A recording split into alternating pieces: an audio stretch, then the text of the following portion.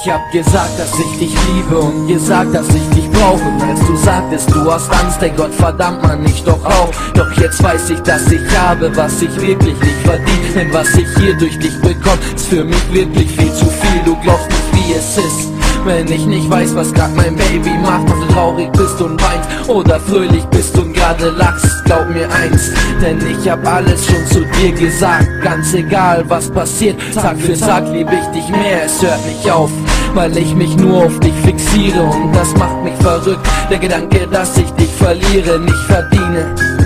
Was gerade meine Lippen küsst, wenn ich sag, du fehlst mir hier, mein ich, dass ich dich vermisse. Ich liebe dich und will nur, dass wir glücklich sind. Für dieses eine Mädchen würde ich von der Brücke springen. Und ich bin sehr gerührt von diesem ganzen Scheiß. Und ich schreibe einen Text und will nur, dass du